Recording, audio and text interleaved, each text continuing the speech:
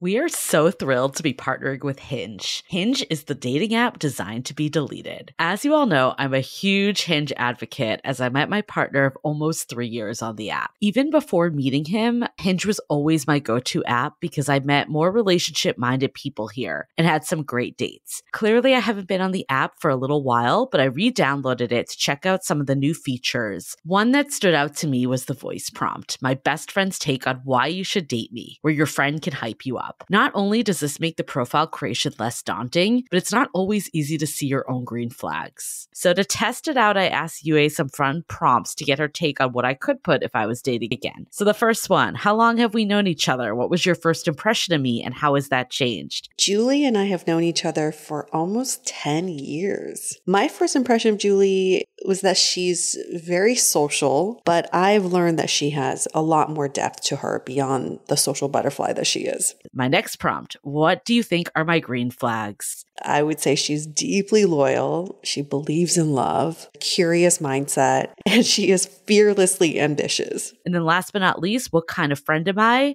Julie is the kind of friend who will always have your back, no matter what. Damn, that feels nice to hear. So download Hinge and try voice prompts today. Then find someone worth deleting the app for. I was so excited to get my shipment from Last Bottle Wines in the mail the other day, full of incredible red wines, all from Napa Valley. I love wine tasting, so having this to my door couldn't be happier. Also, couldn't be more excited that today's episode is brought to you by Last Bottle Wines. If you don't know already, they're a Napa-based online wine shop with a twist. They offer just one handpicked wine per day until it sells out, and they're always at incredible prices. We're talking 30 to 70% off retail. And the best part is that there's no subscriptions, no fees, and no minimum purchase. And I could not be more excited to bring this offer right now because they're having a marathon sale, which is coming up March 28th and 29th. Even better, we're offering Dateable listeners 10% off your first order with code DATEABLE. So if you are a wine lover like me, this is a great time to join. And did I mention that shipping is 100% free? So what are you waiting for? Mark your calendar for March 28th and 29th or get on it earlier if you want. You can sign up at lastbottlewines.com and use code DATEABLE and find out why Last Bottle is the most fun way to discover and buy amazing wine. The Dateable podcast is an insider's look into modern dating that the Huffington Post calls one of the top 10 podcasts about love and sex. On each episode, we'll talk to real daters about everything from sex parties to sex droughts, date fails to diaper fetishes, and first moves to first loves. I'm your host, Yue Xu, former dating coach turned dating sociologist. You'll also hear from my co-host and producer, Julie Krafchick, as we explore this crazy dateable world. Hey everyone, welcome to another episode of Dateable, a show all about modern dating, where we talk about the whys. Why does this happen? Why do people do these things? And why are we so awesome? No, just kidding. But we already know why. Happy Thanksgiving. After Thanksgiving week, I guess you call this. It should be something to celebrate. We made it through a major holiday. We did it. It was a little weird this year, but it came out ahead. This quote, I feel like that we put up on Instagram, I feel like captured it so love that well. Quote. Yes. It was for anyone that is not following us on Instagram. If you're not, get on there now. But I thought 2020 would be the year I got everything I wanted. Now I know 2020 is the year I appreciate everything I have. Mm-hmm. I feel like that really has, this year has encompassed that 100%. It's a year of reflection, and Thanksgiving, for sure, no matter how you spent it, I think was a moment of just pausing and reflecting back on this crazy ass year and just being grateful for those little moments that probably you didn't even think about in previous years. Like this year, just having the privilege of eating a really great meal made me stop in my tracks and think, wow, I'm very privileged to be able to eat this wonderful meal. We did not have turkey. We had duck, roasted duck, and Yum. It was gorgeous and amazing. And my mom made lobster tail. I mean, the whole thing was just absolutely wonderful. And being able I should have been at the shoe house. Yeah, you should have. We planned this for months. I was like, I want surf and turf and no turkey.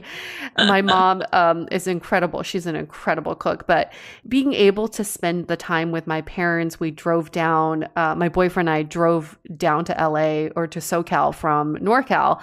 And you know, just having the option to do that was also just something I was really grateful for. Totally. I mean, I've been really happy that I've been able to get back. I know like it's been a mixed bag with travel this season for sure. I think going the week before was a very smart move for me. Like I know like not everyone had the luxury to go and take off work or whatever, but I think just seeing like the crowded airports, and when I went, there was like very few people in the airports. So I think that was definitely a blessing. And then to, you know, not have COVID and be with I did a very small gathering this year. It was just my mom and dad, and we got food from a your restaurant. 2 parents. Like I think my 2 parents. Just my 2 sets of parents. There's something I haven't told you. As opposed to, you know, my normal 1 set. I get 2 this year. But I saw my parents. I feel like I've been able to see people in like smaller sets this year. So I saw my parents for Thanksgiving, and then my mom and I did a day trip to see my brother and my sister-in-law. So we drove 3 hours to their suburb that they live into in New York. And my mom was like, you cannot use the bathroom. And I'm like, oh my God, this is going to be what? Because she didn't want to stop like at some random thing on the street, like in public bathrooms. And I'm like, I don't know if I can make it, but I'll do my best. You just held it for 3 hours? So I'm sure this is why everyone's tuning into a dating podcast, but I learned this trick. So this is good for anyone. It's a trick? Apparently when you eat bread, it like curbs your bladder. Oh, it absorbs it. And you get to eat bread. It's a win-win situation. Exactly. So that was fun. Did that. And then I got to see my aunt and uncle today, and they have this new dog. And cutest doggy. I know, I sent you a photo because he was so cute. His name is Fauci. Fauci? No way. It's like, I don't know if that dog is very smart. Yes, exactly. I'm like, I don't know if I'd want to remember this time forever, but I guess I will be every time I see that dog. Fauci is adorable. I never thought I would say that, but Fauci is absolutely the man adorable. is adorable also. He is a cute man. He's very soft, the dog, that is. You know what's been funny, though, is I've been actually like using dating apps while I've been here. And for people in San Francisco still, I'm not like trying to like get on the apps with people in Boston because I'm only going to be here for like a month or so. And I feel like someone in our group, Ivy, mentioned this new term. Swiping. Like holiday which I think swiping. Is so dead on, because I've definitely seen an uptick. But one of the challenges I've had is that I've told some people that I'm in like we're having a really great conversation, and then I say I'm in Boston, and then they just like disappear. No. Wait, you're talking to people in the Bay Area still? Yeah. Oh. No, you so got a totally local swipe. I get it. I know, but I don't want a local swipe. I get it though. I'm trying to just like, you know, do the video. But I have talked to some, and they have been great. And people, it's not all people. It's just like there's been a little bit of a trend of some people being like, wait. Like one guy's like, oh, what are you up to today? And I'm like, oh, I'm in Boston. He's like, peace, kind of. Yeah, but a little far for me. But here's the thing though. If you are a Bay Area person in Boston for the holidays, there's got to be other people in the same situation. I always think about this. You're never the only person in this situation in particular. Do some local swiping. You might be able to find someone who is similar to you. I have been talking to people that haven't been turned off by it, so I think it's okay. Okay, I mean, fine. really, in theory, like what is a month? Especially right now in COVID times, like where you are in LA, it's back to lockdowns, right? So yeah. I feel like San Francisco might be heading there soon. Like it's like realistically, like we might not be meeting up even if we were in the exact same place. So you can take it real slow for that month. Exactly. I do think it's crazy that as soon as we got down to LA, they were like, we're closing outdoor dining for 3 weeks. I mean, I think we were here a few days before they closed everything down. So we ate out every meal. Oh yeah. You're like, we got to get it in. We got to get it in. Just to take advantage, but also such a privilege to be able to eat out. I forgot what that felt like. I know. Just, like to not do the dishes, to not have to cook. It's a beautiful feeling. And it's also a time, like, if you think about all those previous years of Thanksgiving, all the body shaming that media companies do the day after Thanksgiving, it's like, oh, working off that turkey. There's the turkey run. There's like burning off all that food. This year, no, we haven't had any of that. Just be grateful that you had food with people that you love. Exactly. Well, speaking of body shaming, I feel like that is our topic for today. I feel like this has been, we have an amazing guest, Erin. This actually all stemmed from our Facebook group. So shout out if you're not in the Facebook group, Love in the Time of Corona, definitely join. It is the most happening place on the internet. I'm going to keep plugging it that way because that's what it is. We trademarked that. We had this post. I think this post went viral within the group, if we could say that, but she put up a post about body image. Like, has anyone else experienced this? And literally, I think this might have been our most commented on post. Like, people were coming out of the woodwork everywhere, like men, women of all shapes and sizes. It was really just like universal of how much body image really impacted all of us when it came to dating. And that's how she phrased it. And she's like, hey, potential podcast topic idea. And we were like, hey, do you want to be at the podcast? Because you just volunteered yourself. So it was really great because she had so much experience. And, we really get into it. But some of it, it's like comments that people make in passing can really sit with you for a long time. And it's so crazy, like how people can just make these comments and like it rolls off your tongue and it really like eats at people's self-esteem. And I've been there myself personally. Like, this has always been a struggle for me in dating. And I don't know what the answer is this. I'm really hoping Janice, our moderator, poses this as a question to hear people's, but I go back and forth because I'm like, on one hand, it's like, you don't want to let this get in your way. It's like, you're never going to be perfect. You want someone to love you for who you are. So like, keep going. Like, don't let like your weight get in the way of dating or like the way you feel about your body. But then on the other side, if you don't feel good, it's really hard to like want to feel intimate and like want to like put yourself out there in that way. So it's like, I struggle with it because I know for myself, like the times that I have taken a step back and like felt better about myself, that's when I do attract people. So it's kind of chicken and egg, but it's also like not ideal just to be sitting in limbo waiting for that like perfect time when you lose like X amount of pounds or you gain X amount of pounds. Like, it just doesn't work that way either. I think sometimes we just forget that our bodies are so different that we can't, there's like no magic formula that works on my body that will work on someone else's body. This is why I love all this like genetic testing and DNA testing because, like in addition to the podcast, I work in the fitness industry. I've been in this industry for a long time and I'm surrounded by extremely fit people, but everyone's journey is so different. I can honestly tell you there are some people in this industry who don't need to work out, who can eat whatever they want and still look extremely cut and fit. And then some people who've struggled their whole life, so their body becomes their trophy because they had to work so hard. But ultimately, I think it's not about this image. And I think that's a problem with our culture is that we have this image of what an ideal body looks like. It's really about the ideal healthy body for you. I think healthy is the key word. I've seen people in the fitness industry who are extremely unhealthy, who look like they should be there. They've got like the 6-pack abs. Do you know what they do to get the 6-pack abs? They don't eat for 6 days straight. They don't even drink water just so they don't have any water weight, just so their six-pack can show through. And then there are other people in the industry who can eat pasta the night before a competition or whatever. And the next day they have like 8 packs.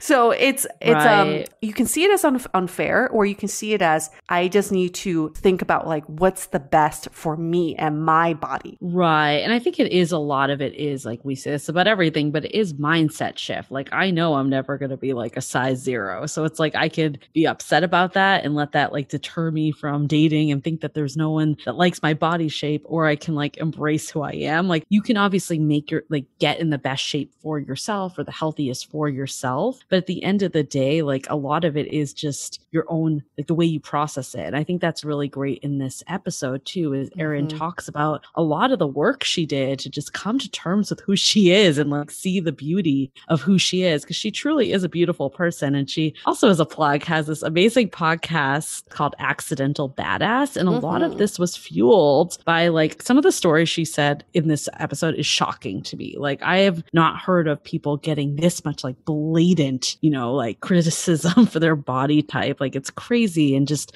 how she's processed this and made it like a positive thing is actually truly admirable. So I'm glad she was able to like funnel that energy into something like this Accidental Badass podcast. It's just how she like views herself as a whole now. I think this conversation for us, we came to the conclusion that a lot of this body shaming comes from people's insecurities.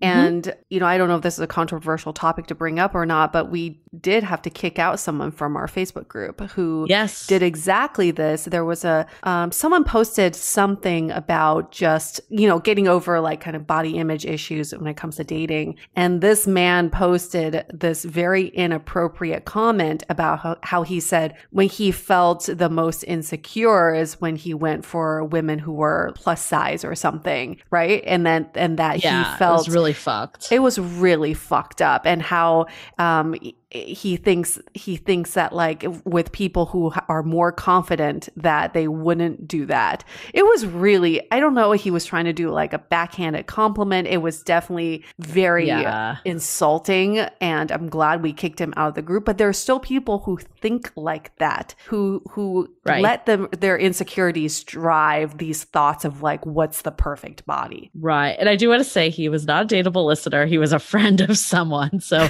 while we do encourage friends to come, but also be careful who you invite, because your stamp is kind of on them. So I just want to point that out. We've had no issues with dateable listeners, to be honest. A lot of it's been friends. That's been the challenge. And I think we made an assumption like, oh, your friends represent you. So hopefully we don't have to keep doing that. But, you know, we're on it. If something like that happens, like, that's not okay. Like, that is not this poor woman was like coming to just like get heard. And this was not what she wanted back. I love that the group checked him though. They were like, nope, that is not okay. Nope. Does not fly people in got our group. Each other's back. But this is a great episode though. Super excited to air it. Other announcements that we have quickly before we get into all of this. If you're not in the sounding board yet, you're going to hear us keep bringing this up because it's just so wonderful. And we're so excited. We just got off the call with some great coffee chats. And that is one of the perks if you're in one of the tiers. There's a tier for everyone. So you can go to dateablepodcast.com/sounding board and read all about it. But we have an audio series, events, one-on-one coffees with UA and I, but also just an amazing community. Like, really, between us and the community members, you will have your sounding board, these people to really just like, you know, be there for you and not let the douchebaggery get in. Yeah, we don't allow douchebags. Although douchebags do have feelings too. I'm sure they have their own sounding board. Let us know if you do find a douchebag sounding board. We love to invite them. And we also want to take a moment to thank our sponsor for this episode, Function of Beauty. Just like body types, there's no one-size-fits-all solution when it comes to hair care. We've all been there where a friend recommends a shampoo they're obsessed with, and then you try it and you're like, I really don't love this. So Function of Beauty is all about changing that mindset that there's no one size fits all. They formulate hair care specifically for you. And how specific? Well, they have over 54 trillion, I don't even know how many zeros that is, possible ingredient combinations to make sure the formula is as unique as you. You know, all you do is take a quiz to tell them about your hair. They determine the right blend of ingredients, and they deliver these personalized formulas in this really cute bottle that, Julie, you're very proud of this. What did you call yours? Function of Dateable. And as the internet's top rated customized hair care brand, Function of Beauty has over 40,000 real 5-star reviews. So what are you waiting for? Go to functionofbeauty.com/dateable to take your 4-part hair profile quiz and save 20% on your first order. Again, go to functionofbeauty.com/dateable for 20% off and let them know you heard about them from our show, Dateable. It's functionofbeauty.com/dateable. Love it. And then our final announcement, you know, unfortunately, our Black Friday, Cyber Monday sale is over, but that doesn't mean that you cannot still buy our incredible merch. I feel like the You know, like there's a lot, the socially distant yet emotionally available, that line is flying off the shelves. And the quarantined for fuckboys line, I definitely may have ordered myself a tank top on that one. But we've been loving people sending us like even in Instagram stories that you've been purchasing the mugs. And, you know, we took in some like requests too to get the Zooty call line and master dating line. So, you know, like there's a lot of great stuff on there. Like honestly, like we're super excited about it. The reception has been amazing.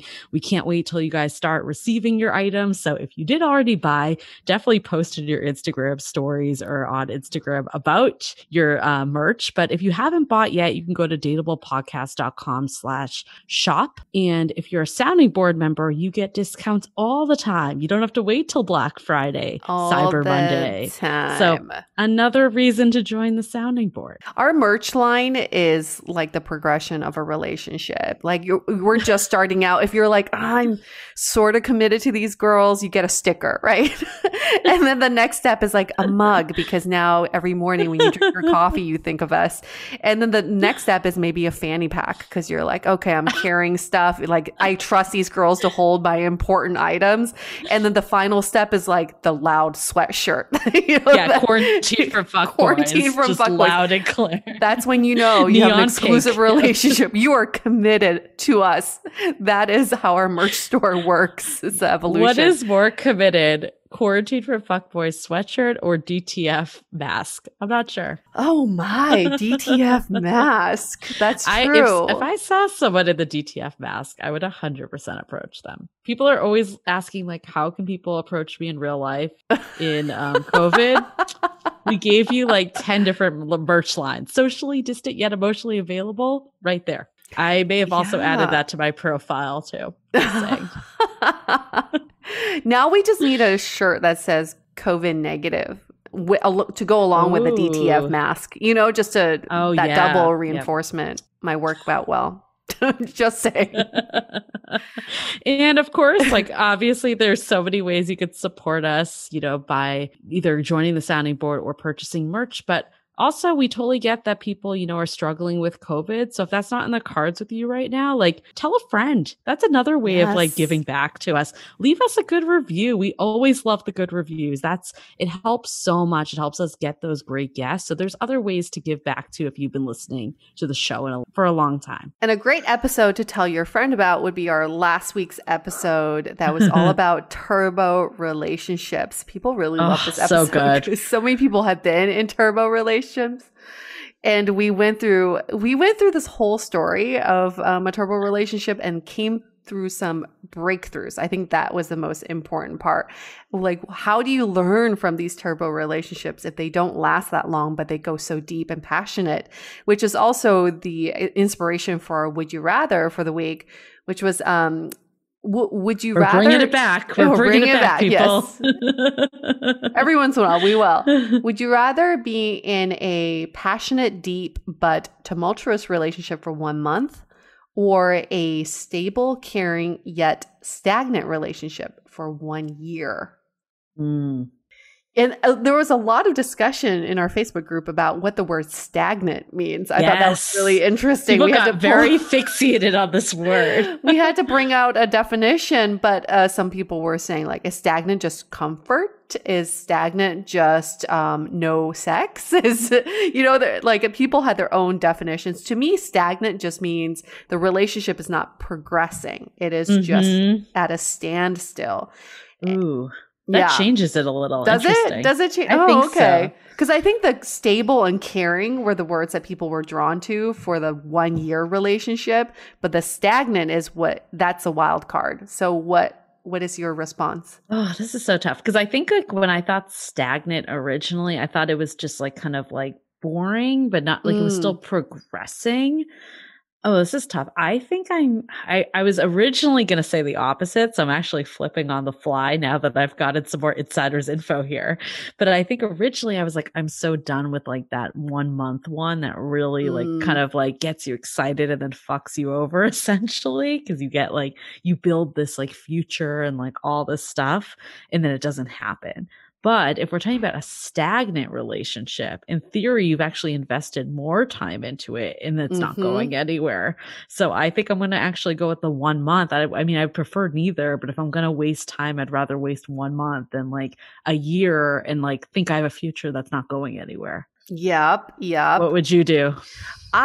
So to me, I was in a 1 year, I was in a 2 year. Oh, yes. Stable, caring, yet stagnant relationship. And it was nice, but I didn't learn anything. So I think it just comes back to, what do you want to get out of it? What I learned was I didn't want to be in something like that again.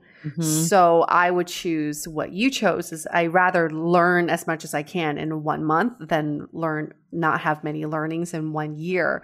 But we are totally opposite from the majority. 75% of people said they rather be in a 1 year stagnant yet caring and stable relationship than the 1 month. I think it's a reflection of the times. It is. It's a reflection of the pandemic where people really wish they had something stable. They had a partner. They don't need that 1 month like here and gone the next day. They're craving that stability. And a lot of people said that. I'm craving stability right now. I could see that. I mean, the 1 month does like, there's something that feels so unfinished about it that it hurts.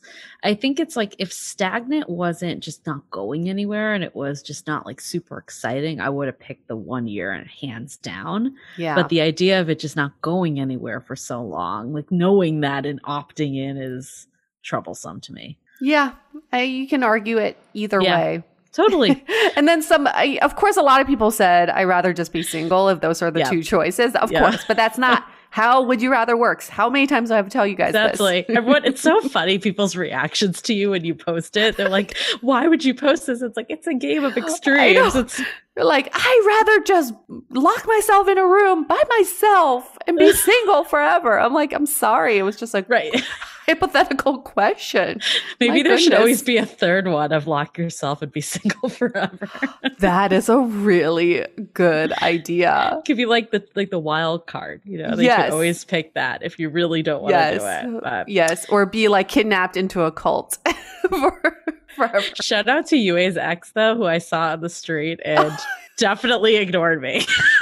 I literally walked right by him and I was like, oh, and then looked away. But maybe he didn't notice me in my mask. So Who knows? weird. How weird is that? We've been broken up for almost 3 years and I've not run into him once. I've seen him twice. Julie's run into him twice. Okay. In one time though, I was in an Uber, so he 100% did not see me. But this time I literally walked right by him and he looked at me and then looked away. Yeah, he definitely saw you and recognized you. I love how Julie's like, well, I was wearing my mask. Maybe he couldn't recognize me. I'm like, no, Julie, he definitely saw you and he recognized you. It's not like you're wearing like a uniform or whatever. Like you didn't just disappear behind your mask. Nope. Well, enough about exes. Let's get to this episode about body image with Erin.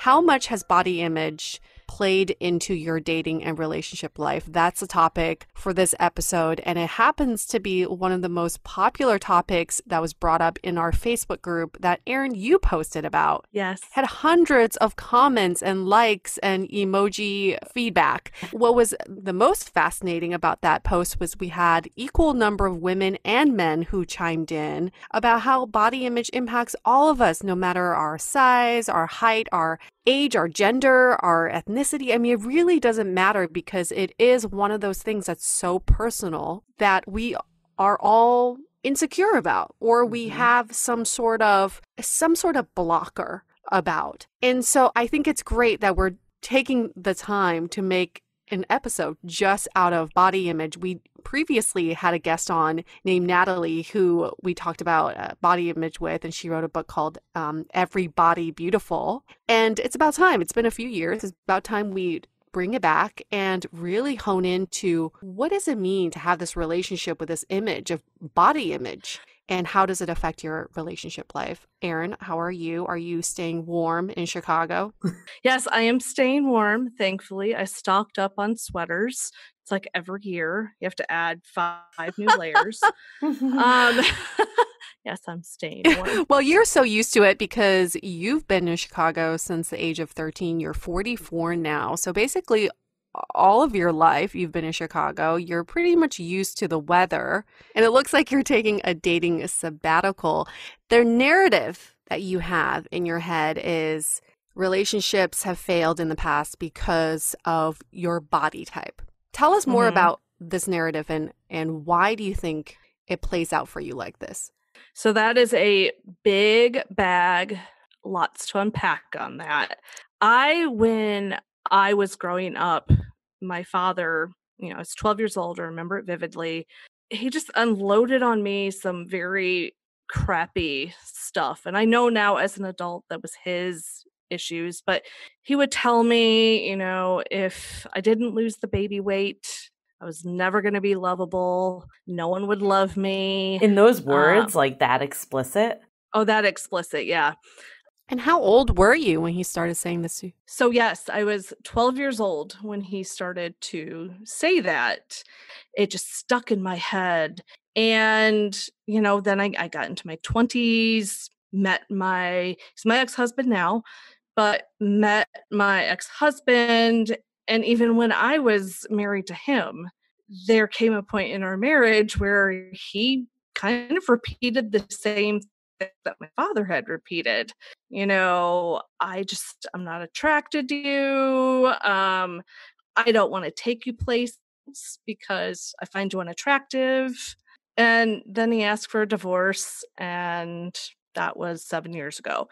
And so I had it programmed into my head that, hey, because you have a little more meat on your bones, you're a little curvier, a little thicker, that you're unattractive. You're undesirable, you're unattractive.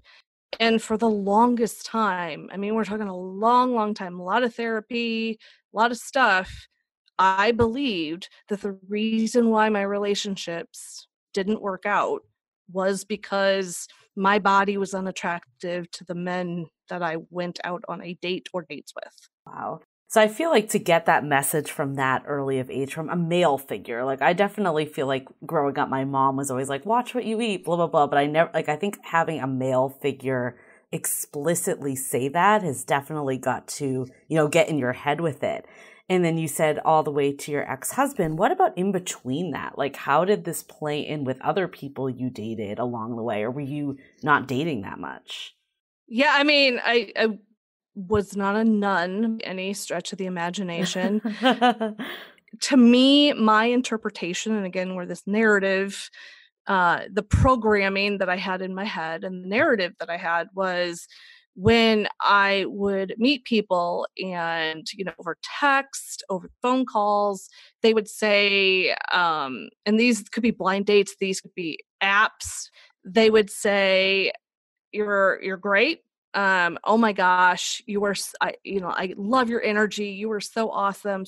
Just all these complimentary things.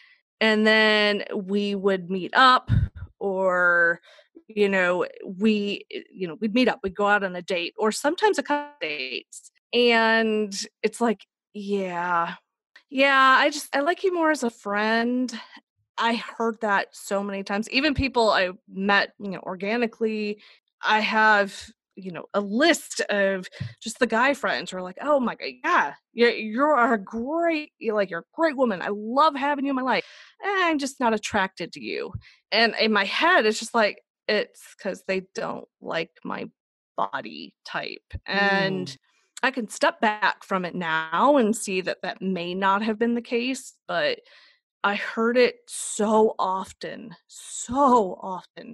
I remember being out with a big group and everyone else was eating, and I think I wasn't that hungry that night. And a guy that I'd kind of been interested in had made a comment like, "Oh, finally going on the diet, huh?" Oh my God. Yeah, like, oh, when you lose like 25 pounds, come find me because I will totally fuck you. And it was just like one of those, like, and that was probably a couple of years ago. And it's just Oh like, my God. what the fuck? Like, are you fucking kidding me? So like when you hear stuff like that, it gutted me for the longest time and made me not want to date, actually. Mhm. I would take long dating breaks because you hear that repeatedly. Now, from the time I was divorced until now, it's been 7 years. I've had a handful of longer term relationships in between there. So obviously it's not every guy I ever went out with. It was still kind of, you got that feeling, and it's like, I don't know that I ever questioned what was wrong with me in my head. I felt I knew what was wrong with me was the way I looked, and specifically my body type. I can totally relate with your situation of like the guy friend that's always like telling you like how hot every other girl is, that makes it seem like because you don't look like them, that makes you not hot. But that's more inferring, where this is like blatant in your face. Have you had anyone else say stuff? Like, I'm just like so baffled by these. Oh God. Yeah. I feel like if you can imagine it, I've probably heard it. Oh gosh, let's see. Your tits are nice, but your stomach's too large. Someone said that explicitly? Uh-huh. Like Oh, someone yeah. you were dating, or just some like rando? Like what was the context of it? So there was one, it was summer, wearing a really cute top, a little V-neck number, and some shorts. And yeah, he was just, kind of, I was with a group of friends and we were all just kind of hanging out and kind of flirting all with each other. And you could tell he was the one who wasn't getting hooked up with the rest of the women in my group. And I think it was just his own, I'm gonna put you down, I'm gonna neg you, I'm gonna put you down so I feel a little bit better about myself. So yeah, it was just like, well, yeah, your tits are hot, but like almost to be like, yeah, I think the top half of you I could do, but the body, like, Wow. your proportions aren't enough. Yeah, so it's just, Shit. I've developed really thick skin.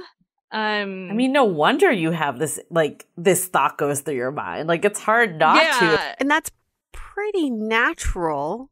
It's a natural reaction for all of us if we keep hearing the same response about us. Mhm. And then if we keep turning that response into the narrative we have in our head, then in the end, our conclusion is, oh, these didn't work out because of obviously this reason. And I think all of us have been through that. There's just that one thing that we were insecure about. And sometimes it could be the type of people you're attracting based on what you're putting out there. I had a conversation with this friend of mine who had very similar narrative in her head. When she finally took inventory of the men that she was attracted to or was attracting, they preyed on women who had insecurities. And if you look at their dating history, they're only dating women with insecurities of all shapes and sizes because that's what makes them feel powerful. That's what makes them feel masculine. But it really fucked up these women. So on one hand, it's how you digest information. On the other hand, is to really look at like the energy you're putting out there and what is sticking to that energy. Yeah, I think a lot of times we're like evidence seekers too, like especially for women, we're kind of fed this narrative from a really early age. I remember like looking through all the magazines and seeing like, like I remember it was like supermodels and like people that you like looked up to when you were younger. And if you think that you don't look a certain way, you start to think that is that's what all men want, or like that's what all people of whoever you're trying to attract want. And I guess like for you, like, did you have any situations that helped you kind of see like, okay, this might just be a limiting belief that I have? Has anyone ever like told you how much they loved your body, like given you compliments? Far fewer. The guys that I probably have gone out on several dates, handful of dates, or the ones that I dated more long term, they would. And even that was kind of framed in the I love your squishy parts, which I've just come to it's what I have. I don't, I have squishy parts. I own it. My body type and configuration is either not something that ever comes up in the conversation. It's never the center of attention. I have great friends. I have great friendships and have had relationships where my body has nothing to do with anything. It's my brain, my wit, my sense of humor that what attracts people, whether it comes to my dating life or even friendships. And I think that reminds me, maybe in the past I felt was judging me just on the way I looked. It's like, well, the majority of people, friends, the male friends, female friends, the relationships, the people I did date for maybe a couple of months and things didn't work out because of timing. It's like that helped me confirm that, well, hey, wait a minute. The reason why this didn't work out had nothing to do with the way I looked. The reason why this didn't work out is we were too busy, or it was just a bad timing. That timing seems to be my biggest issue lately, but probably more recently started to notice that, hey, it's not necessarily the way I look is why something didn't work out. Almost to offset all of that negative, I have developed almost like a hyper sense of self-confidence, like knowing that like I am kick ass at a lot of things I do. I excel at everything I put my mind to, almost as if in my head to like overcompensate for like I am cute, like I believe I am an attractive person, pretty eyes. I hear all of the positive stuff to tell. I look at my body in the mirror and I do that practice of I love you hips, I love you boobs. I had a lumpectomy 4 years ago, so I have like a scar on my right breast, and it's like I look at that, it's like, nope, you're beautiful. You know what? The asymmetry in your boobs, I love you. Your hips, I love you too. Thicker legs. I mean, that's amazing. I feel like you have, like, I think that's really what you should be doing. I think that's wonderful that you're doing that. I think a lot of the negativity has helped feed and give me energy to accomplish things that, like, I have a 2nd-degree black belt in karate that I swear to God, half of it was fueled by just pure anger of, a father with issues, an ex-husband that was mean. I only stopped doing martial arts because I had so many like joint deterioration, because I pushed so hard, so fast. So, when I said the big bag of stuff to unpack, kind of a different layer to this too was said father who kind of said the unkind things.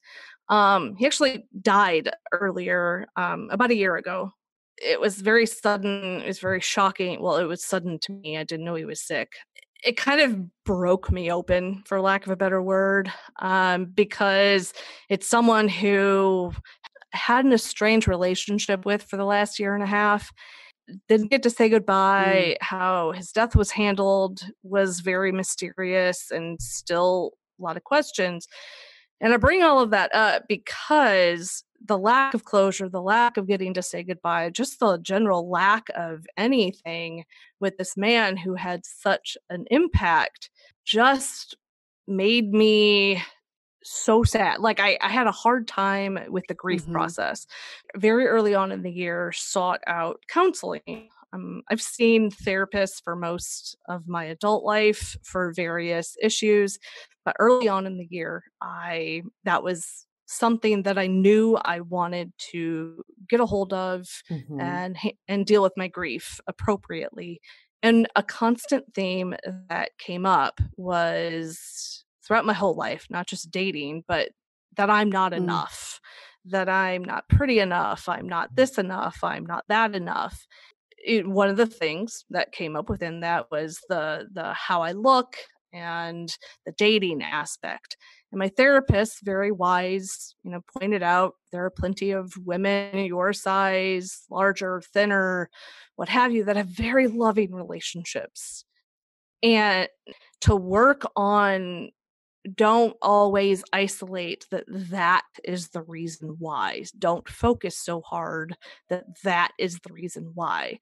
So I have tried very hard, and I call it deprogramming my head, because it, for 30 something years, really felt to me that the reason why things didn't happen in my life was because of how I looked, because I was a punkier girl, woman.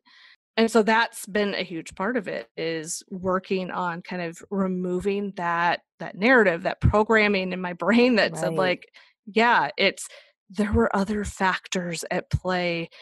None of them had anything to do with you, Erin. It was probably the other person, and you need to give ownership back to that person for why it wasn't time. Don't own the reason. Give it back to them, and don't automatically default to, oh, woe is me. They think I'm ugly, and that's why. Let's hold that thought for a sec. We'll get right back to it. This episode is sponsored by Viia. We all know there are things that can help set the mood in the bedroom, but did you know a little THC could also do that? Yes, Viia has developed a unique blend of pleasure-enhancing cannabinoids, libido-strengthening herbs, and a low dose of THC all into one mind-blowing gummy called High Love. This gummy, wow, it will awaken your senses, increase blood flow, and intensify any sexual experience. I've been pleasantly surprised by the High Love gummies because it is just the right amount of THC for me to have a good time without feeling sleepy. And hey, if THC is not your thing, Viia also offers a wide array of other gummies without it. And everything legally ships in 50 states with discreet packaging directly to your door. So if you're over 21, you can get 15% off and a free pack of award-winning Dreams THC plus CBN sleep gummies with our exclusive code DATEABLE at viiahemp.com. That's VIIAHEMP.com. Let the gummies work their magic. Head to viiahemp.com and use the code DATEABLE to receive 15% off and one free sample of their Sleepy Dream gummies. That's viiahemp.com and use the code DATEABLE at checkout. Take your passion and pleasure to a whole new level with High Love from Viia Hemp. As you know, I recently left my corporate job and I've been in total recovery mode, all about self-care. One of my new routines is the nighttime shower before bed. There's just something about washing away the day and that reflection that's been super helpful for me. I've been using one of our partners, Osea's Mega Moisture Duo. This combo body oil and body lotion are so freaking incredible. It literally feels like I'm at a spa. I realized that the secret is seaweed and other skin level ingredients that are normally reserved for face products. And that's why I was so excited when Osea became one of our partners. And, we're so grateful for partners like this because, one, they keep the show going, but they're also super good for all of our listeners and for our own well-being. So if you want to have that nighttime bliss like I am doing, you can get 10% off your first order site-wide with code DATEABLE at oseamalibu.com. You'll get free samples with every order and free shipping on orders over $60. So head to oseamalibu.com and use the code DATEABLE for 10% off. Let us know which products you end up going with. Share them in social. Super excited to see what you end up choosing. Living with ADHD can be a challenge, and dating with ADHD is definitely a challenge, we've heard many of you say. But finding the right care and proper tools needed to succeed can be life-changing. Done is an online ADHD care platform that can get you all the resources you need to help manage your ADHD. Online visits, refills, and a 24/7 care team made for you. In just 1 minute, Done's online assessment can help kickstart your ADHD treatment journey. With experienced clinicians, worry-free refills, and online visits, you can start getting personalized care as soon as today or tomorrow. So contact an expert team that can help you around the clock and get a personalized treatment plan just for you. Here's how you do it. Take a free 1-minute assessment and book an appointment with a licensed ADHD clinician as soon as the next day. Get continuous care, one-click refills, insurance coverage, and 24/7 care team support with Done for just $79 a month, and pharmacy copays as low as $0. Visit get.donefirst.com/podcast to learn more. That's get.donefirst.com/podcast to learn more. Done. Turn ADHD into your strength. I think also, I even felt it recently, because I've definitely gained some weight during the quarantine time this year. Obviously has not been as active and definitely have turned to some comfort food. And I was on a date recently, and I admit the thought did cross my mind, is he not reaching out because my photos are from when I was, 10 to 15 pounds lighter? And I was I can't believe this thought is even going through my mind right now. And I had to stop and take a step back and think about it. But it did go through my mind. And sometimes it is really hard to untrain ourselves for this type of thing. I think what you were saying though, and this has helped me in the past too, Erin, through therapy, is okay, there are people in all types of shapes and sizes that are in healthy relationships. It is not only super skinny people can be in relationships or whatever. And I would love your thoughts, Erin, but seeing in our Facebook group, on the post you made, pretty much all women of all sorts of shapes and sizes commented. Even I think Janice, who's our moderator, who does health coaching, she was saying that even as 120 pound, 5'6", 5'7" woman, she got body shame. What was your reaction to seeing that this happens?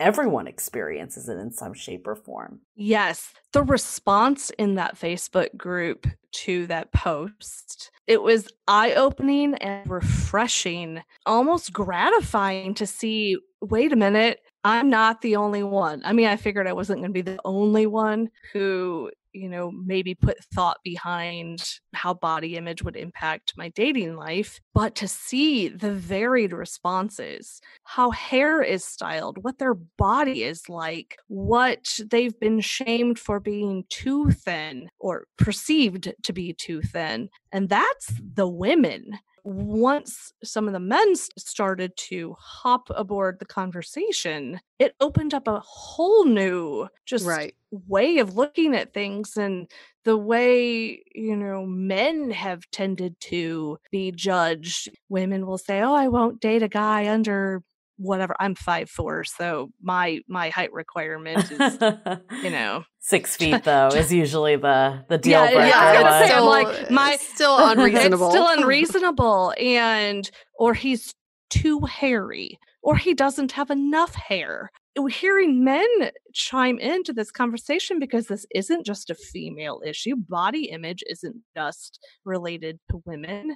By the time, we had kind of wrapped up the conversation within that particular post, we all came to the conclusion that, hey, don't be a judgmental ass when you're dating, because everyone is dealing with some kind of insecurity. Everyone. Yeah. And it's this is the part I don't understand. There's no alignment in what people say their preferences are and their own shortcomings. So we have all these matchmaker friends who say, well, my clients are so unreasonable because they may not be everything that they require their partner to be. I want my partner to be athletic, and I want her to have 34 double Ds, and I want her to have a PhD.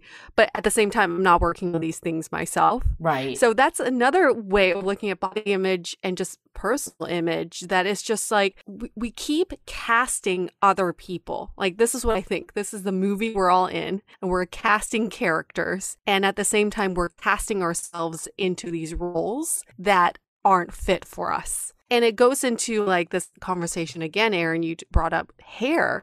This is a huge discussion in the Hollywood world where actresses would change their hair color and then all of a sudden they be cast as a leading lady because that is what a leading lady looks like. I'm curious, you've done some experiments with your hair. What have you found? I have. So I had fiery red ginger lock for about 4.5, 5 years up until this February. And I loved my red hair. It just seemed to match my personality, fun, fiery, just fun.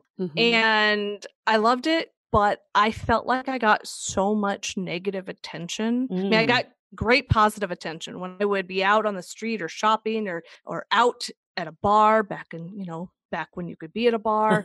I would get random strangers, mostly women, walking up to me and telling me how much they loved my hair. And that was nice. It's very affirming. But then I would also get negative attention from men. This went on for years, almost from the day that I walked out of the salon the first time. And I think when I first converted to the red hair, I know now I probably needed that extra boost. I needed that little shock of confidence, that extra pep in my step, and probably needed a little bit more of that, hey, I want the attention. I'm going to be a redhead now. So I did it 4.5, 5 years. And I received a comment on New Year's Eve. The comment was some guy had been flirting with me all night. It was nice. I was there with a bunch of friends, and the guy was getting progressively drunker, and almost immediately after the stroke of midnight, he went up to kiss me, for New Year's, and,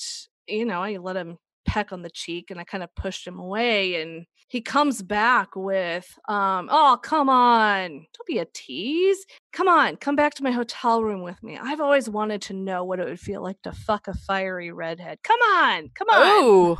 And he's like, and so when I'm like, excuse me, back off.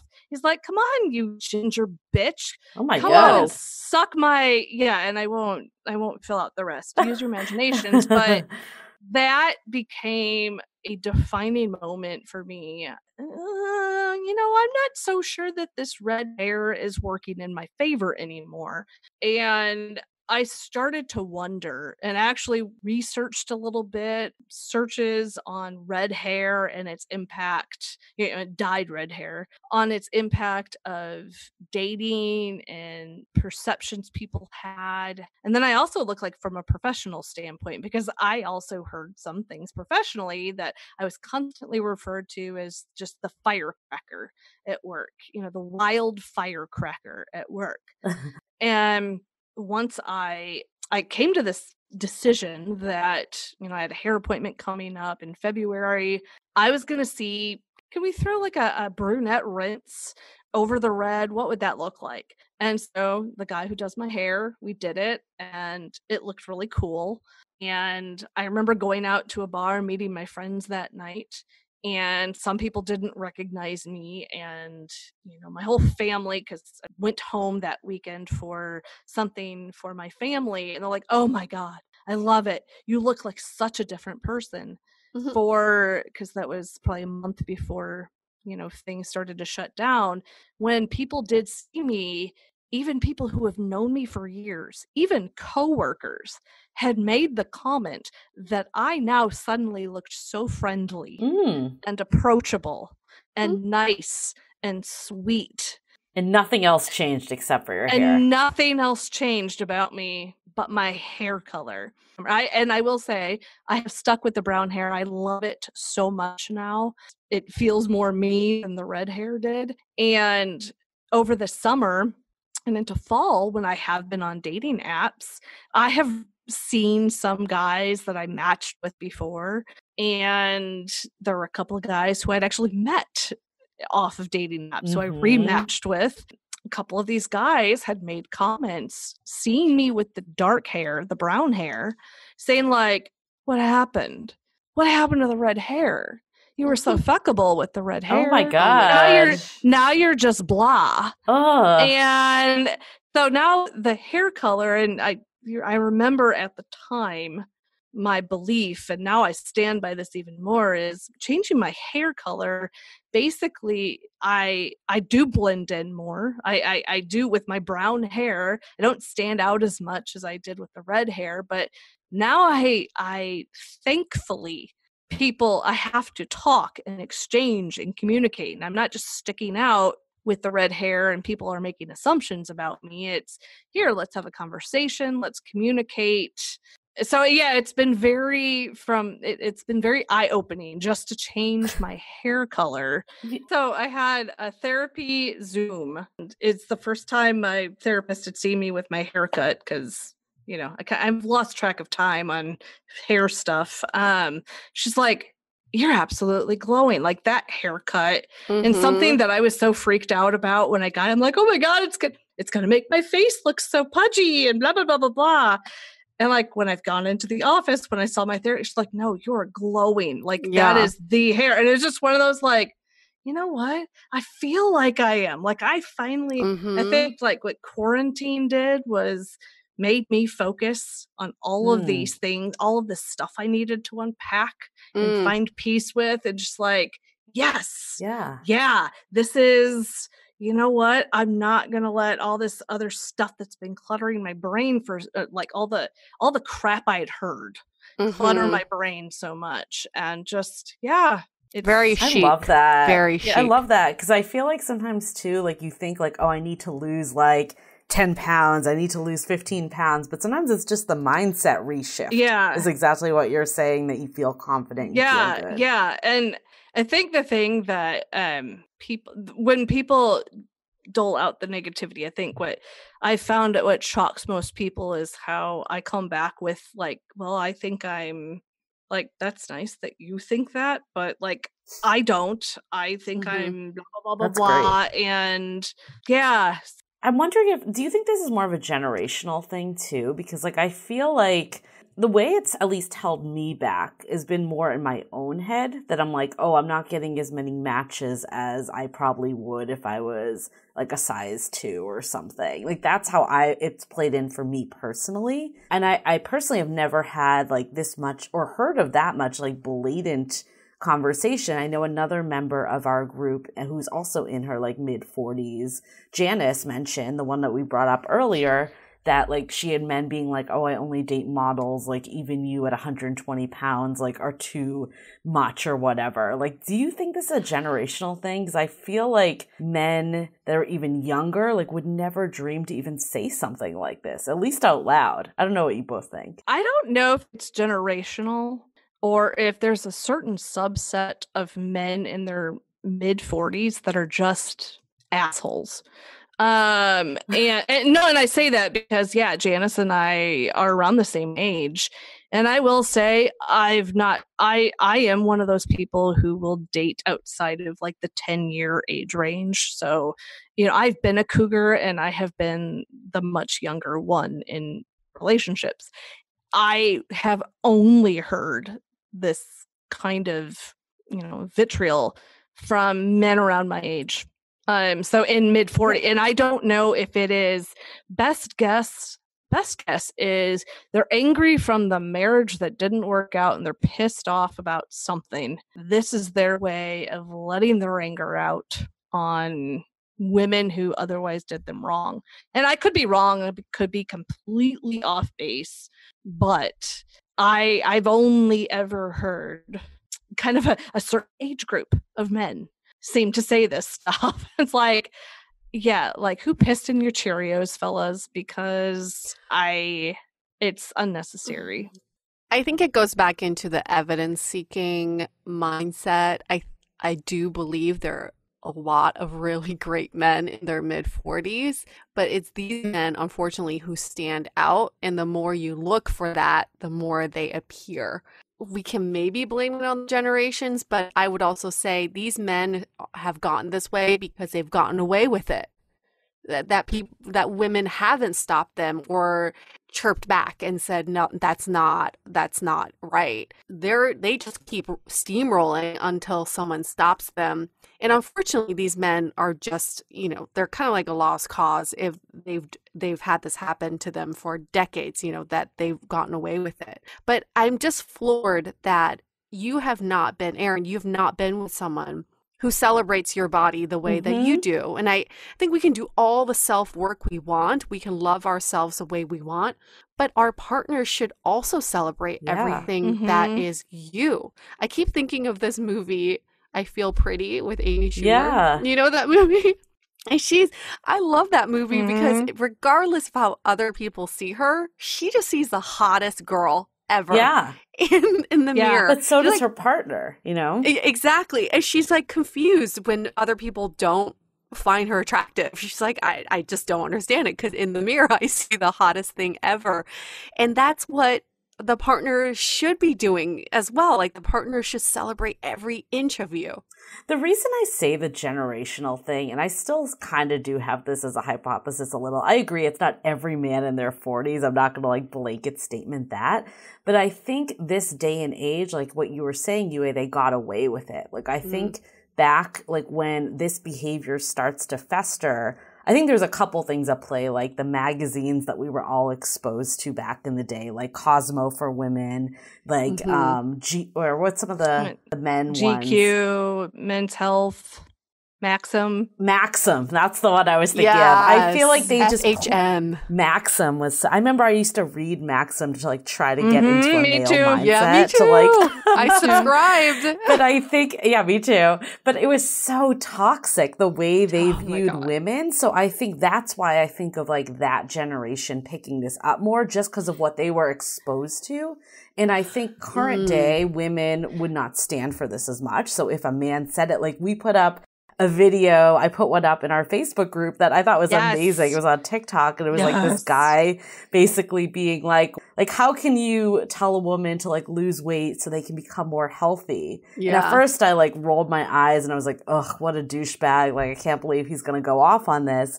And he basically, his message was like, you should go become a doctor, like go to medical school for 7 years. And if that's too difficult, shut the fuck up. And I think that message is being told to men more now than it was back then. And I think that's why I think men in their 20s and like even like early 30s, like don't have that mindset as much. So I don't know when I remember these websites in the 20-aughts. I don't remember them being big in the 20-teens, but there's the whole pickup artist. Yeah, exactly. The art of the neg. Right. On how to, And I like to think so men my age, men in their 40s, and maybe like in their early 50s, although I swear I just, late 30s, mostly mid 40s. I don't know if there was just a lot of men that subscribe to that and still think that it works. And so that's what they're doing. It's just hard to unlearn, right? Like it's hard to unlearn. Yeah. Right. And I mean, I will say when I respond back, because I don't think the men that have said things to me, I don't think they expect me to respond back in the way that I normally will.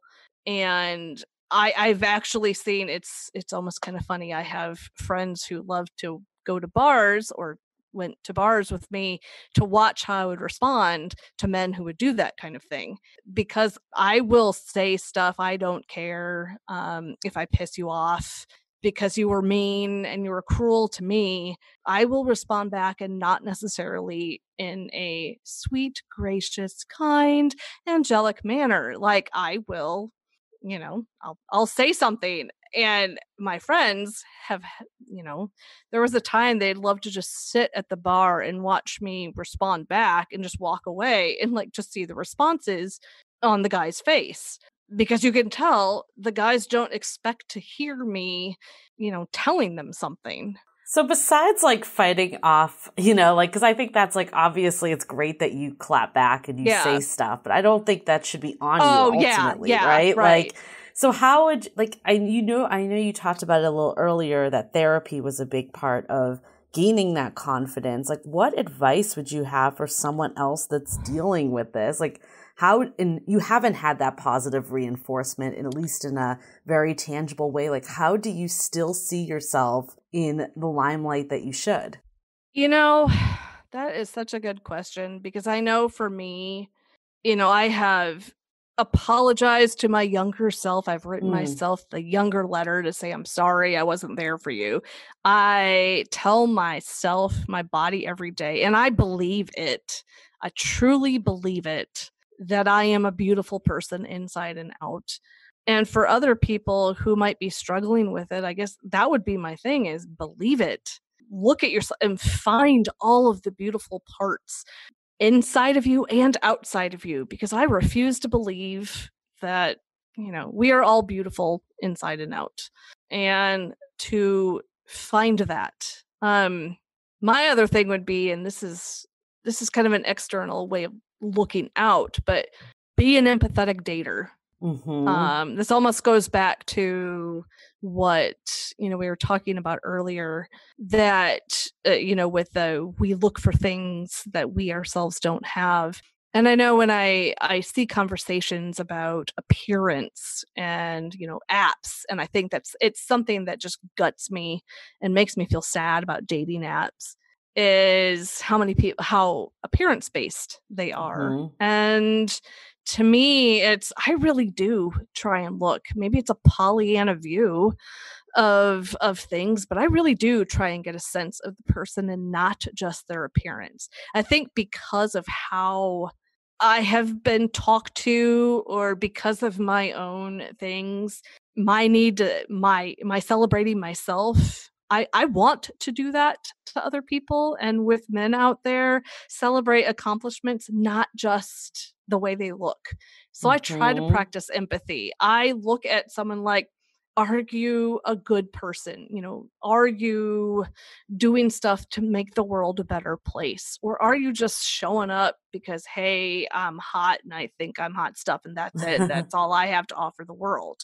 So I try to be that. And I would advise anybody listening to be an empathetic dater. It's, put yourself in the shoes of everybody else and recognize that you too have your own flaws. Everybody does. So yeah, I guess to me, for anyone struggling with like, okay, where do I get that confidence? I feel like confidence is one of those things you have to fully immerse yourself and you have to believe it. I think that's the 100%. You have to believe that you are the beautiful creature or handsome creature that you are, and not just make it lip service. Don't just write it on an index card or post it and put it on your mirror. Actually believe it.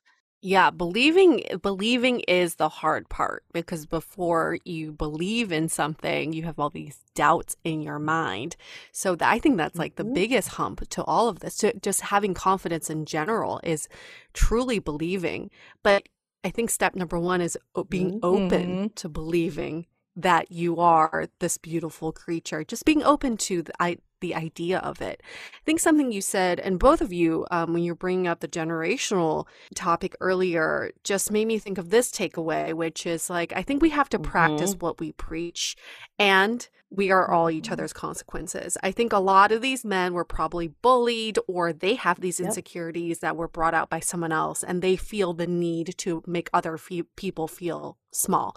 So we're all each other's consequences, and it's unfortunate. Your favorite quote. My favorite quote that I think I made up because I can't find the source.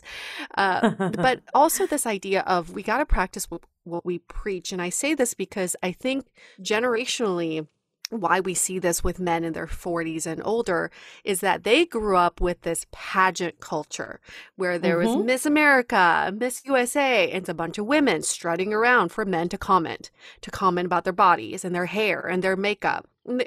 But at the end of the day, it's like, we are not out there for other people to comment on us. Like, I am not for you to, my body is not out here for you to judge. But because of media, it made it feel like men were in control of commenting on women's looks. And then if you look at current day, these are co-ed pageants that we are on, right? Like, if you look through any app as you're swiping through a pageant and you're commenting on everything based on their looks and their profile.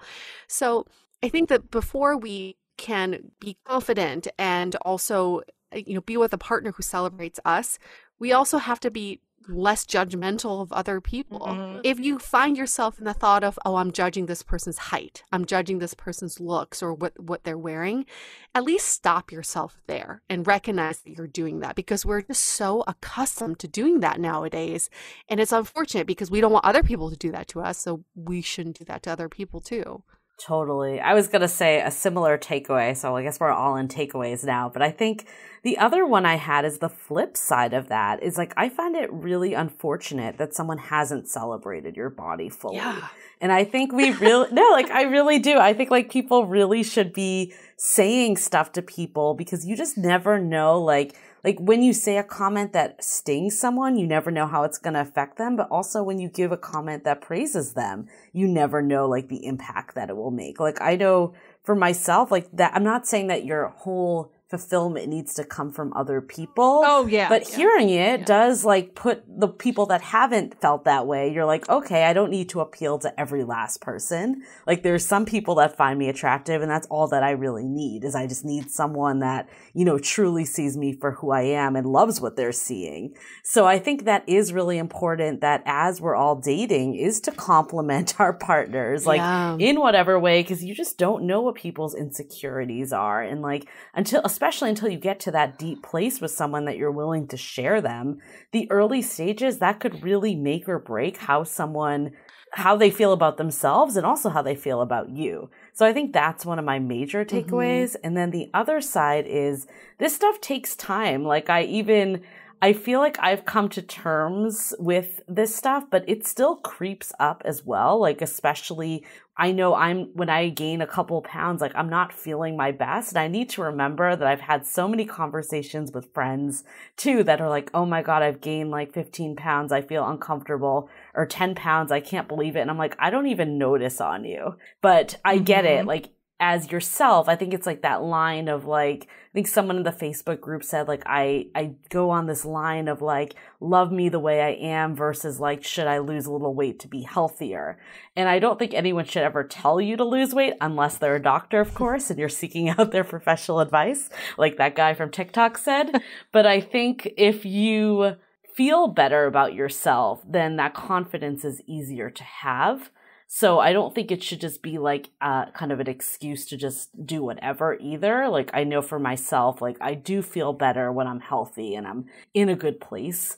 But I also think that it's okay if you have setbacks. Like sometimes, like, I mean, we're going through a global pandemic. I read somewhere like if the worst thing that comes out of it is that you've gained a little extra weight, it's like you're doing pretty well, right? So I think it's like having compassion for yourself too. And like I had that thought that I haven't had in a long time, but I'm like, okay, I need to just, you know, take it in that I had the thought, address it and move on, and really just have like kind of confidence in like, okay, if this person does believe that, then they're not my person. Like my person will like the whole package of what I am. The whole package of who you are, and also the future, like the evolution of who Julie will become, who Erin will become, who Yue will become.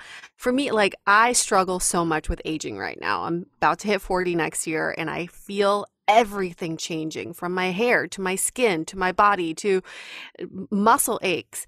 And I'm insecure about the things that used to be so easy for me in my 20s and 30s. And I see that it is so not easy for me anymore. But I appreciate the fact that my partner can celebrate my evolution and say, I love the gray hairs that you're getting.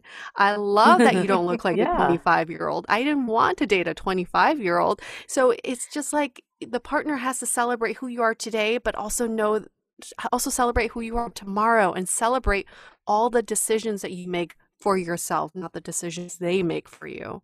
Right. And everyone, I've learned along the way, is everyone has an insecurity. Oh, yeah. It shows up in different ways. And I think, I'm not saying that it's ever great to hear someone's like fails with dating and relationships, but what I've heard along the way is it's people that, you know, are like what you think of as the person that has it super easy because of the way they look. They don't have it super easy all the time. And I think it does put into perspective that, you know, like humans are humans at the end of the day, and some people are going to be attracted to you, some people aren't. And it doesn't mean that, you know, like everyone's attracted to everyone, and everyone's going to experience some people thinking they're the hottest thing and some people not. Right.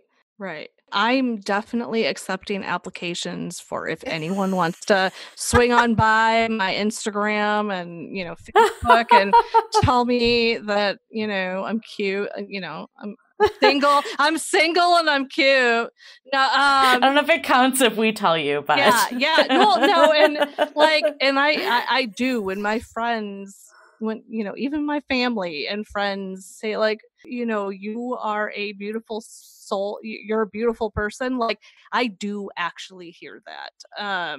And you're freaking gorgeous, just for the record. And I was when I heard you say this stuff, I was shocked because like when I look at you, I don't see any of that stuff. So I think culturally we need to do so many systemic changes in our beliefs and in how we speak to each other as women too. I always think back to that scene from Mean Girls where they're sitting at the lunch table and Regina's like, I feel fat. And then she's like looking on the table asking for other people to tell their insecurities. And Gretchen, I think, had no insecurity. She just had to make one up just to fit in. And I think that's just like how we talk to each other is we almost talk about insecurities as a way to bond. Why don't we flip that? I mean, what if we started conversations with, my ass looks amazing today, right? Like, let's just start brunch that way.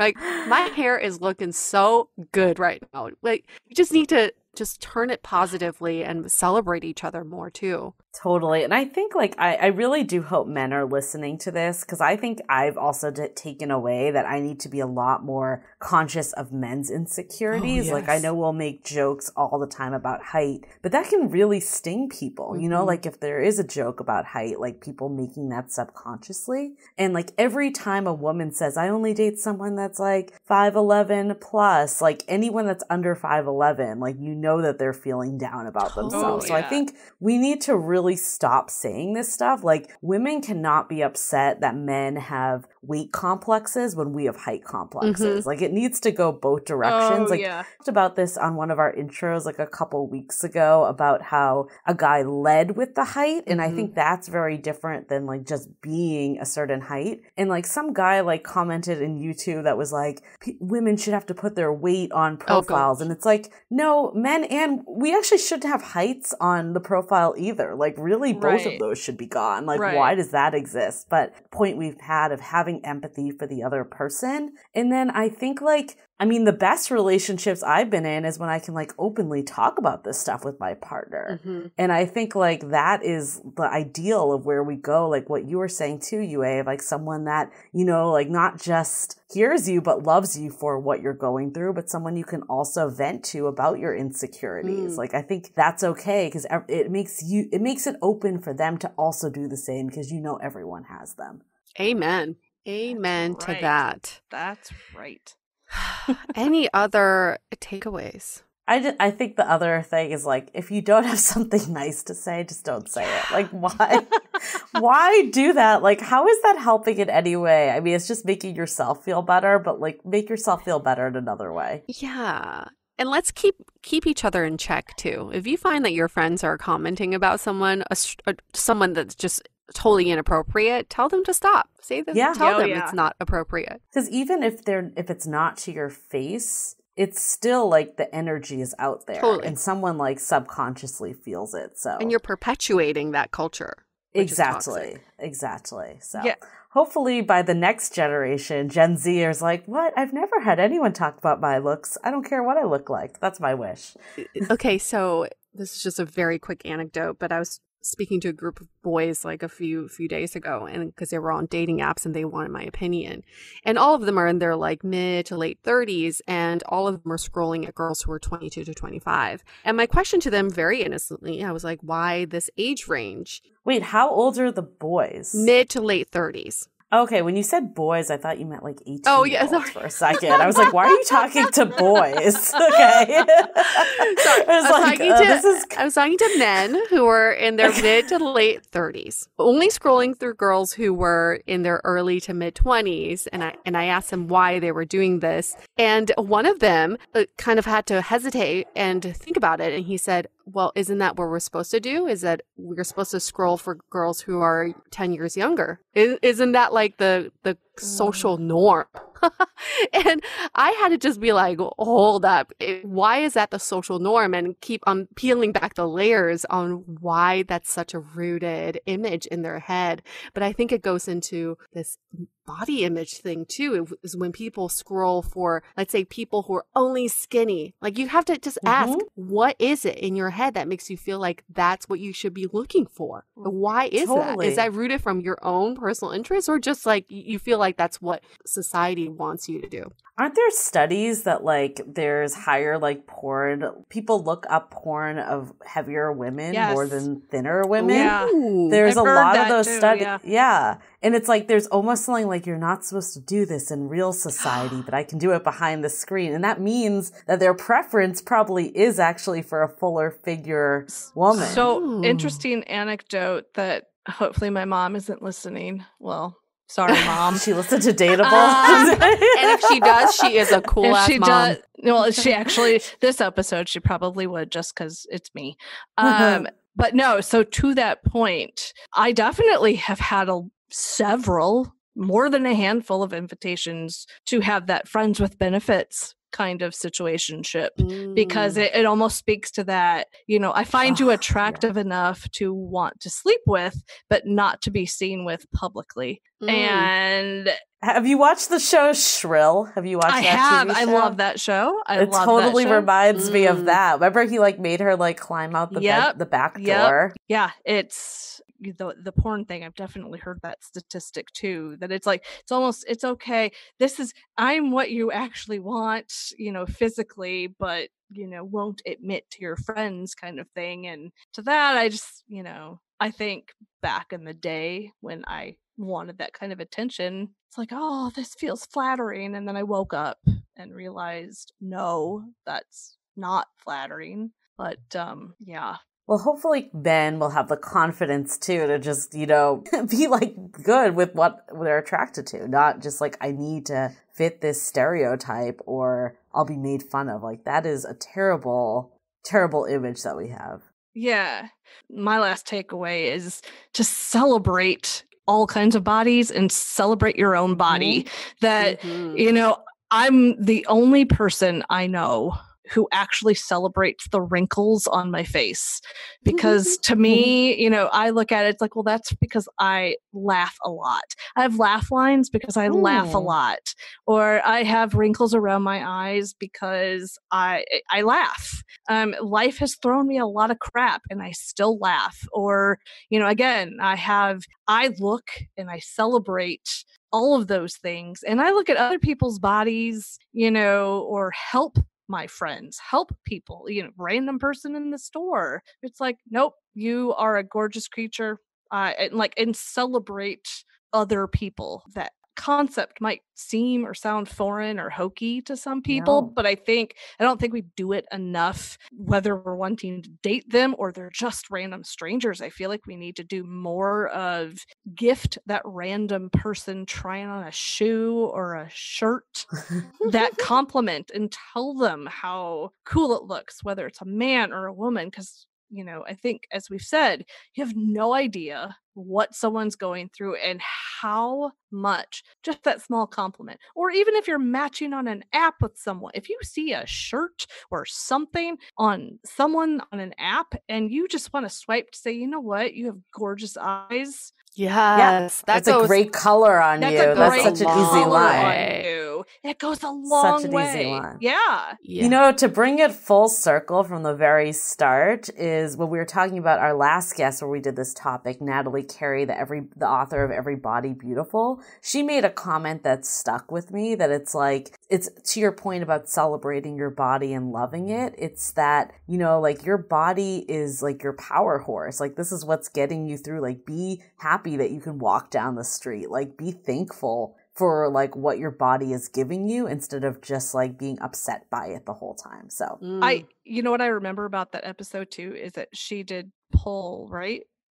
Yep. Yeah, so did I for 9 years. And so wow. I do, black belt in karate and also pole dancing. So my nickname was the pole ninja for a while, but yeah, like when you think of it that way, like, yeah, look at all the stuff that my body has accomplished. It's, got me through a lot. Yeah, girl. Kind of like, I sometimes will pat myself like, yes, way to still be standing despite how many, times you've had crushed knees or whatever. Way to take pole dance classes, because I'm totally down with that. I think everybody, men and women. I will say, truthfully, pole dancing had a huge impact on my confidence because you feel sexy even when you don't in pole. Being able to be more comfortable with your body is what pole dancing is all about. To find the sensualness within you. I mean, I can't advocate enough. Well, I think this is a great way to wrap up the episode, but this was so insightful. So thank you so much, Erin, for sharing so candidly with us. Yeah, this was great. And it makes me want to challenge every image I have in my head of how someone should look. The reason why Natalie Carey did pole dancing was because she's like, not every pole dancer needs to look that way, what you're picturing in your head. So I challenge everyone to go out there and find something where you want to change the face of what that person is supposed to look like. I think it's a great way to get out of your comfort zone, to try it. So another great way to get out of your comfort zone, actually this should be in your comfort zone, is to leave us a review on Apple Podcasts. We do love compliments as well. It goes a long way. You can tell us we have beautiful hair or tell us our podcast is amazing. And if you give us 5 stars, we will definitely swipe back on you. It's super simple. Apple Podcasts, simple like 2-liner about why you love us and 5 stars. That's all we're asking for. And it really affords us the ability to get more fantastic guests like Erin, who's willing to open up with us and continue and sustain our podcast. It's a big deal for all of us. So thank you for those of you who've already done that. Shall we wrap this up? Stay dateable.